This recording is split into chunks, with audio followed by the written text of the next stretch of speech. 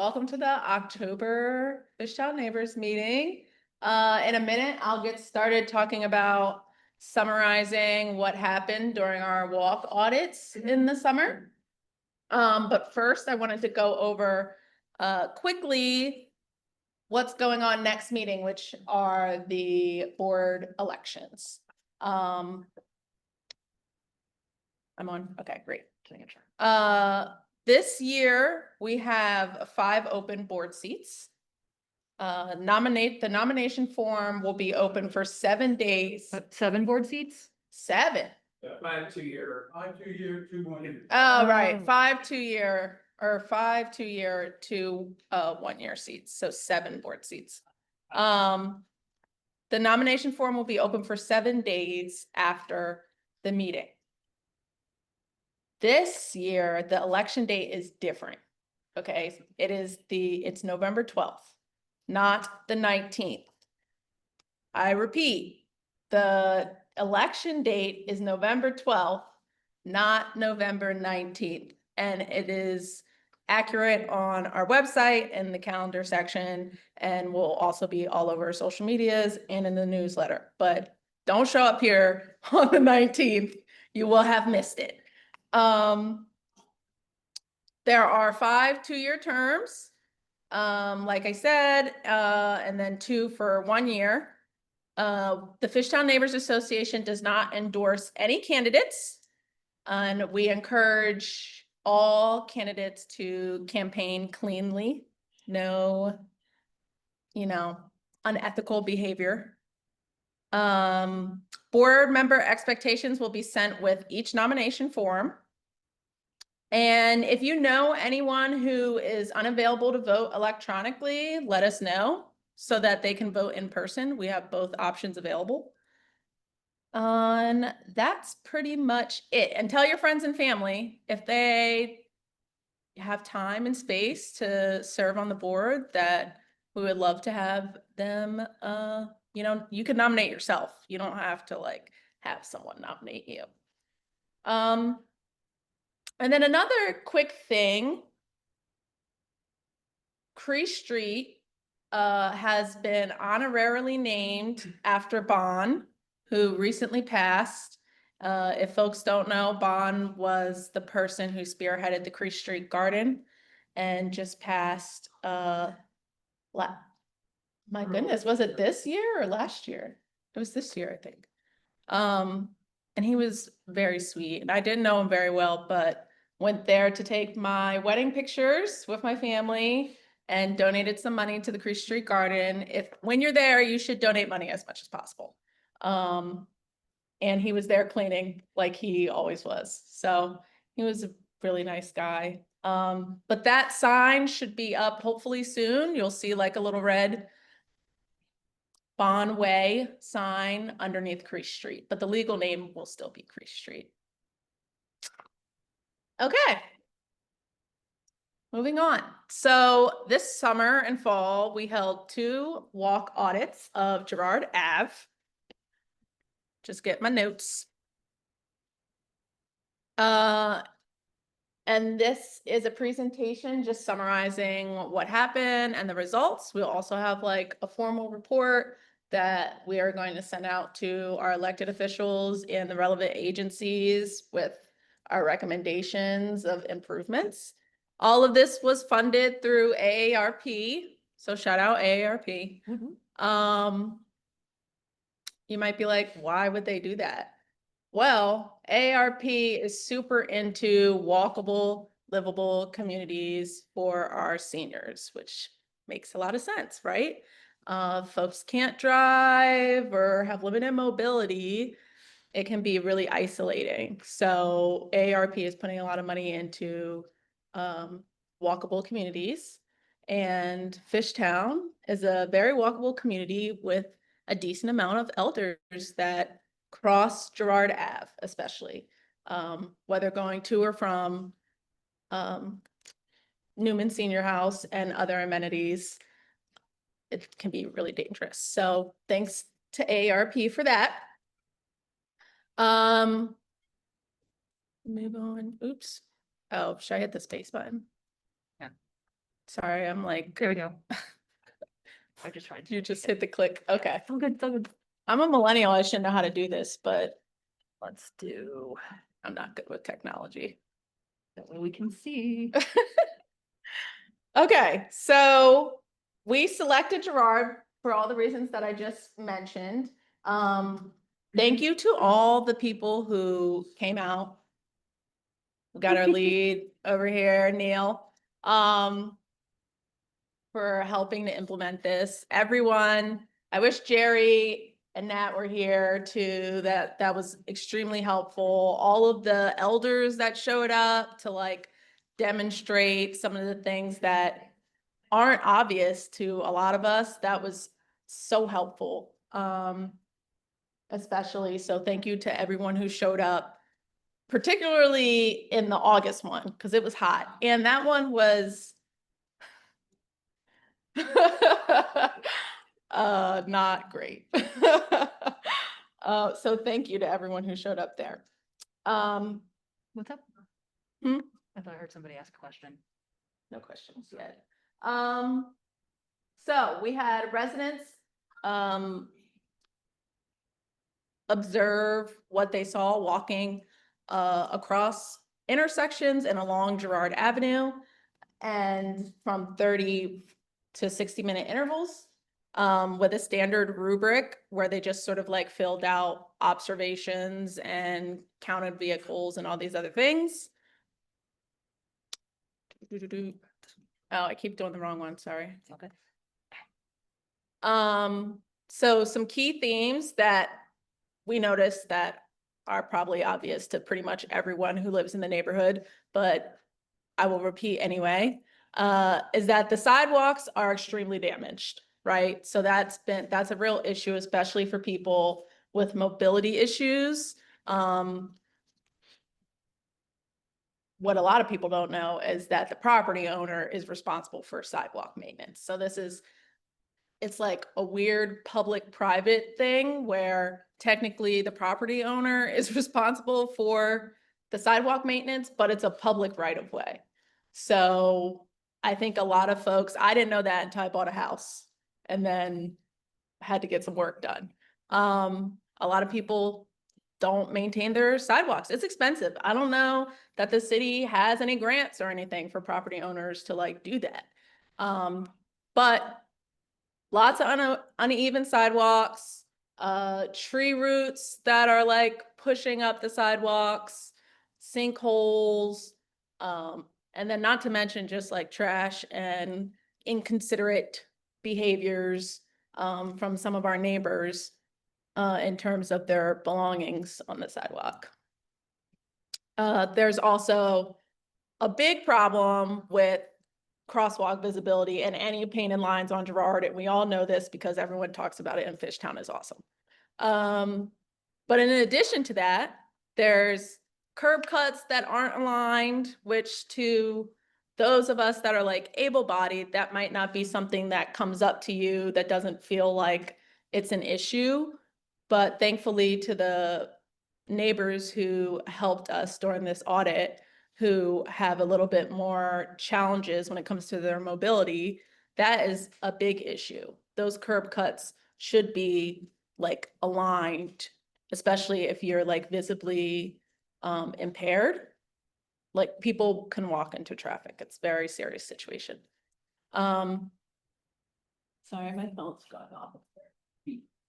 That's actually a mobility. That's a vision impairment feature that when you lift up the most marginalized people, it helps everybody. That little flash, because I ignore my vibrations, that makes me know that I got a phone call or a text message. What else? Traffic. We already all know that. Speeding, double parking, U-turns. So our volunteers counted hundreds of vehicles in like a 30-minute span, and this is backed up by hard DRWC data. They have done data on traffic patterns on Girard Ave, and it's, if you looked at the amount of cars that go through Girard every day, it's insane. It's like 900, 700 to like 900 vehicles daily. And during that time span, they counted 6 near miss incidents of cars almost hitting pedestrians. And that's just what they observed in that small amount of time. There's also huge accessibility barriers with obstructions, curb ramps, like I said, the misaligned curb cuts, and then debris. We've had, and several ramps were blocked during the audit. Oops, I did it right. Yay. Yay. Right? Is that the next one? What is the next one? Okay. So sidewalk conditions, like I mentioned earlier, the tree roots was a big problem. And you can see Nat there kindly demonstrating to us how it can be an issue with folks in wheelchairs, but even people in strollers. And I literally actually just tripped on my way walking down the street. Some guy laughed at me, which was like, whatever. I laughed too. So I think that's why he thought he could laugh.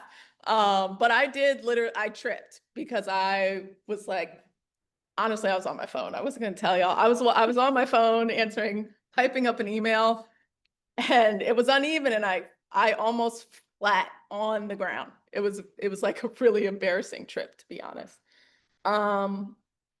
But then there's also obstructions from businesses, and we obviously support all of most of our businesses in Fishtown.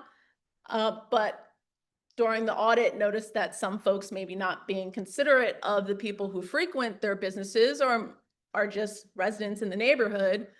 You know, signage in the walk of way when you could have put it somewhere that would have been less in the way. Sidewalk cafes that are out extended past what they legally should be and are in the within the inches that the city designates for specifically for wheelchair users to be able to come through, which just narrows the pathways and makes it harder for everyone using the sidewalk. Then, of course, we had the typical construction issues, not providing safe pathways if you're blocking a sidewalk. I think Berks might still literally have, it's Berks that has construction on it right now in the corner. Yes. Yeah, so, and no safe pathways or anything for people like they're legally supposed to. And generally uneven pavement. Oh my God, I figured it out. We also noticed at the intersections and crossings, which was mostly what this was about, barriers to movement, which included faded and missing paint, especially pretty much everywhere, but particularly at Erie, Montgomery, and Wilt. Also misaligned curb cuts, like I mentioned before.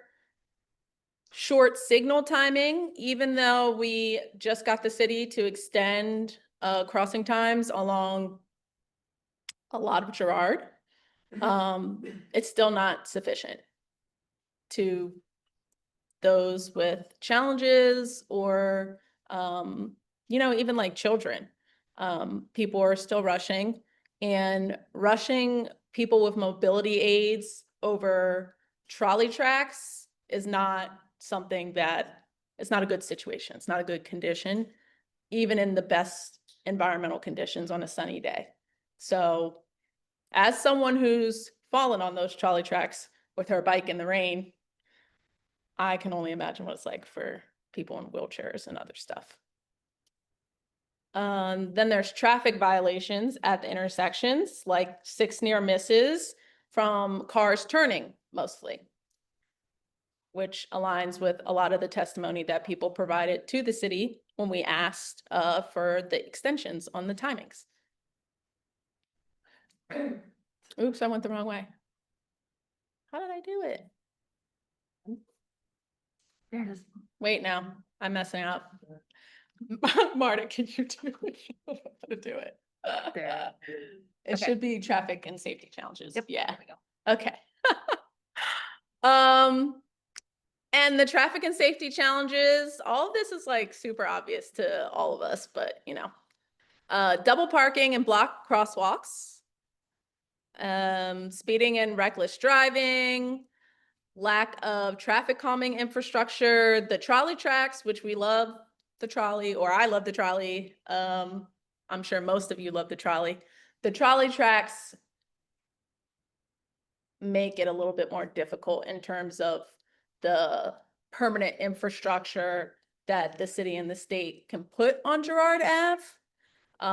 That doesn't mean it's impossible, but I have heard directly from them that that just requires a little bit more imagination. Personally, I'm not advocating for getting rid of trolleys in favor of buses like some people are, but because I love the trolley, I think it's cute. It's delightful. It's very delightful. And poor visibility at the intersections. In case a lot of Fishtowners don't know, it is not legal to park that close to the curb. I think it's 9 feet on any curb. At any curb cut in Philadelphia, it's actually illegal. But a lot of people don't know that. There's not X's at a lot of those places. And even if there is an X, people ignore it because parking is scarce. That endangers people's lives, unfortunately. So illegally parked cars in those areas really reduces visibility for people trying to cross.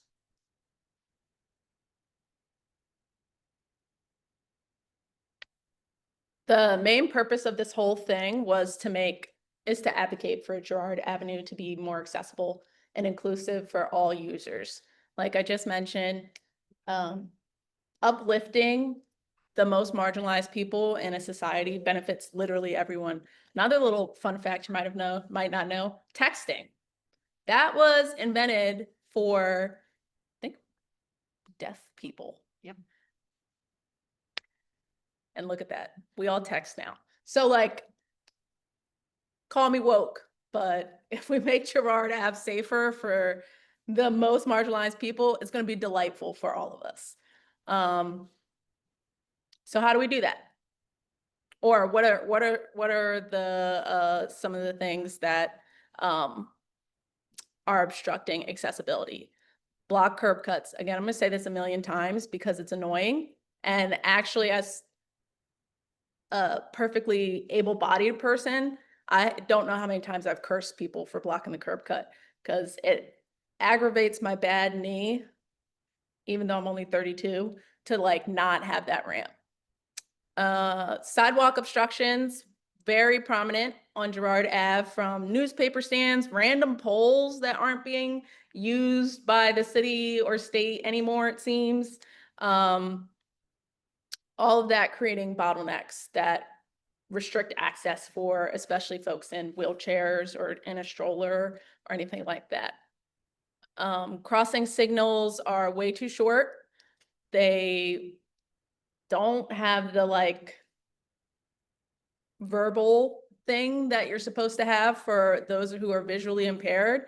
I think Frankford and Girard might, but that's it. So not safe. And then there's uneven surfaces, cracked sidewalks, weeds, all of that, especially near the trolley tracks and trolley platforms. Again, I love the trolley, so this is not a criticism of the trolley. But another thing that people aren't thinking about is like the environmental stress and environmental issues that to you just might be like, oh, it'd be more pleasant to walk through, but it's popping up a lot more and more now with heat waves and everything. The lack of shade, especially on the south side of Girard, makes it horrible to walk during the summer. And I live on the south side of Girard. So when I want to go to Milk Crate, for example, I walk all the way down Wildy. I don't even go on Girard because it's hot and the cars are driving so fast. And it's just like, it's not fun. It's ugly. So I just go down Wildy instead, where it's very shaded. And it's like 10 degrees cooler. Not to mention, there is a general lack of seating, which we all know why there's a lack of seating, but that makes it hostile, not only for the unhoused, which is why there's lack of seating, but for all of us. If you get tired, you're getting heat exhaustion, where are you gonna sit? On the sidewalk, I guess, and get dirty or whatever. And getting down that low for especially seniors, some seniors, is just not easy. So it's just dangerous. Debris and construction, as Fishtown continues to grow more and more, and developers choose not to engage with the community in a positive way, or make sure they're the people they're employing are. There's construction trash everywhere, like gravel. There's not safe paths like they're supposed to legally provide, which also goes into the blocked and narrow walkways.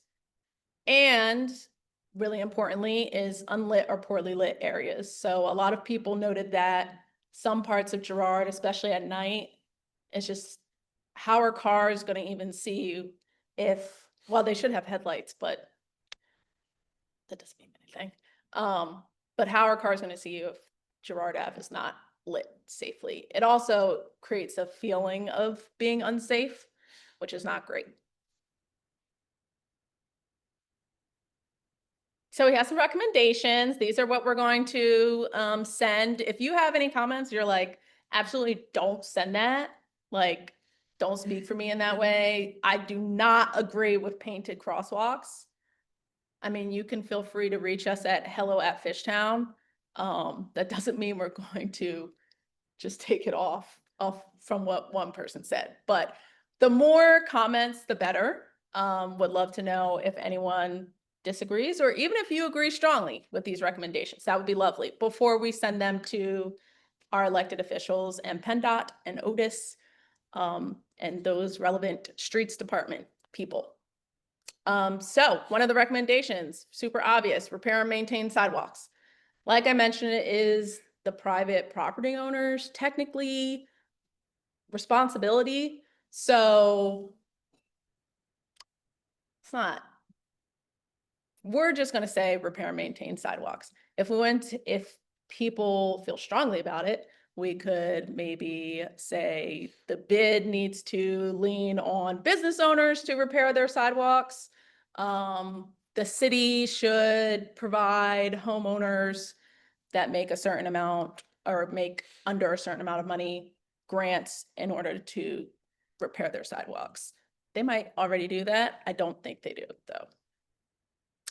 Another big one is painting and protecting the crosswalks. Fairly certain PennDOT owns it. Girard Ave is a state road, so a lot of this is like up to PennDOT. But repainting the entire stretch is like the bare minimum that Girard Ave needs. But we would also recommend traffic calming, because painting Girard Ave puts all the onus on the people driving to behave correctly, which is just inconsistent with everyone's lived experience in this neighborhood and actual scientific data. So we can do all the painting that we want, which we absolutely should, because it is confusing. I don't even drive on Girard Ave because it's annoying and I live here. I can only imagine how confusing it can be to some people getting off 95 and not knowing what lane you're supposed to be in. But you can do all of that and people will still misbehave. So designing the roads as much as possible to reduce that would be great. And expanding shade and seating, like I mentioned, especially on the south side. So that can be funding groups like Philly Tree People to come out and plant trees. Appropriate trees, because like we mentioned earlier, we're having a problem with trees uprooting the sidewalk, and it's up to the experts to, decide which trees make the most sense for the street. I don't know. And then ensuring ADA accessibility. another fun fact, just full of fun facts. I'm horrible at trivia, like, but today I have a lot of fun facts. Philadelphia got sued for not being ADA accessible like a couple years ago. And they still haven't done any of the stuff that they're supposed to do. The city is very not ADA accessible. So ensuring ADA accessibility, and big one, enforcing traffic violations. That's a really big one. Fully funding the police department to do traffic violations. I don't know what happened to the traffic thing that the city was gonna have specifically before COVID. The Fishtown Neighbors Association did write a letter of recommendation for the 26 to get more funding for traffic violations. They did receive it from the state as a grant. I don't know if they got that funding or not back, but they were doing a lot of traffic violations or traffic monitoring on Girard Ave when they had that funding. So we would like to see them get more for that specifically. And then like, what can you do? What can everyone here do? You can share this presentation. It's also on our website. The official report will come out probably in December. It'll be prettier, but it'll say a lot of this stuff, same stuff. Download the 311 app. I have it on my phone and I snitch like all the time. I don't care. I'm a big snitch. But when you do that, put it in 311, and honestly, you can send it to us with the number, or just send it directly to whoever your council person is. I did that the other day with something. Squilla got it sorted like 3 days later. So yeah, he's great. But if they don't know about it, because like a lot of things in the city, things don't work like you want them to, like your council people aren't monitoring 311. So like, but they're really incentivized to listen to your direct outreach when you're like, can you move this? They'll probably do it if it makes sense. And just like keep it on city council's neck, like, you know, bother them, email those people, show up to their office, like they're getting paid over $100,000, most of them a year. It's like $150,000 a year to be a council person with a free car, by the way, city-owned car, and a parking spot.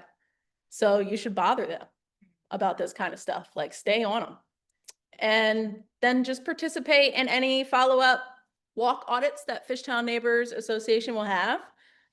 We're probably going to do another one, very similar one for York, which is like constantly an issue of concern that people talk to us about. So sign up for our newsletter, follow us on Instagram, so that you'll know when the next one is going to happen and that you can participate in, especially if you're an elder, someone with mobility issues, or a parent who feels comfortable bringing their small child with you. That's really helpful. And I think that's pretty much everything. Do we have any questions about the walk audit? Oh yeah, you know. See if we have any questions.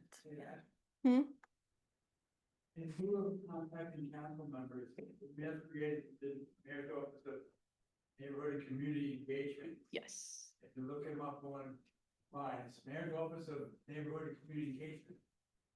They do the same thing that the council office does, but there's more of them. And at least for District 1, which is same as the council district are, they're very effective. Mm-hmm. They usually can get something relatively simple done in a few days. Hold them for these ditches that PCW left at the corners of Susky and other, and PCW was out to fix their boo-boo. That's what they call it, in a couple days. Now we're waiting for streets to come back and repave everything. There's one for each council district. So what was? Yeah. In case people. So- get- And Mark would prefer to go then than his office, so his office can concentrate on, ordinances and things that we need really done that are more urgent than, well, they're all urgent. That's what they're the experts for. That makes sense. So Bob just mentioned that the mayor has offices of community engagement now. And most of you probably don't know how to reach those people. So if you submit a 311 report, we can definitely forward that on to them, but we need like the 311 number that it assigns the report. And like the date and the location, and we can send that to them. I'm also realizing maybe we should put that contact information on our website so that people Okay. can. The 311. No, the Office of Community Engagement emails. Sure. Cause it's like random and no one would think about that. Any other questions? It's like kind of boring, I know, I'm sorry. But we needed to get it done and hopefully this will move the needle on some of the things that we all are concerned about on Girard Ave. It's not sexy work, but, Woo. or it's sexy because I'm there, but it's traditionally not sexy work. Okay, We have a question. we have a question from John. And then you, Shamir. We have an update that, they have sent the traffic direction change for Berks Street to the streets department, and so we're hoping that in a couple of weeks, we'll be going on that. Okay, I'm just gonna repeat that for Zoom, just in case. The update for the traffic direction change on Berks Street, it'll be going, what now? So it will go from Delaware Avenue to Girard Avenue, and then from Girard Avenue to Frankford, so it'll all be one direction the entire time. One direction the entire way, from Delaware to Girard and Girard to Frankfurt. And then I think Shamir had a Should be a couple weeks. Shamir, you had a question? Shamir is on Zoom. No question. I was just going to say it's very informative and I appreciate this. question. Thanks. Thanks, Shamir.